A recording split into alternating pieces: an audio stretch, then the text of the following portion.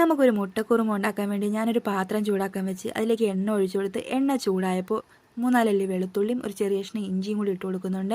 പിന്നെ അരിഞ്ഞു വെച്ചിരിക്കുന്ന സവാളയും എരിവിനാവശ്യത്തിന് പച്ചമുളകും കൂടി ഇട്ട് കൊടുത്ത് നന്നായിട്ട് വഴറ്റുന്നുണ്ട്. പിന്നെ പാകത്തിന് ഉപ്പും കൂടി ചേർത്ത് സവാള നന്നായിട്ട് വഴന്നു വരുന്നവരെ വഴറ്റിയെടുക്കുക. അതിനുശേഷം ഒരു തക്കാളി അരിഞ്ഞതും കൂടി ചേർത്ത് കൊടുത്ത് അതും നന്നായിട്ട് വഴന്നു വരുമ്പോൾ അതിലേക്ക് പൊടികളായ മഞ്ഞൾപ്പൊടി, മല്ലിപ്പൊടി, കുരുമുളക് പൊടി, ഗരം മസാല, ഇനി ഇതെല്ലാം നന്നായിട്ട് ഇളക്കി പച്ചമണം മാറിക്കഴിയുമ്പോൾ തീ ഓഫ് ചെയ്യാം. തണുത്തതിന് ശേഷം ഇതൊരു മിക്സിയുടെ ജാറിലേക്ക് ഇട്ട് 5-6 കാഷ്യൂ നട്ട്സ് കൂടി ഇട്ട് കൊടുത്ത് ഇതുപോലെ അരച്ചെടുക്കാം.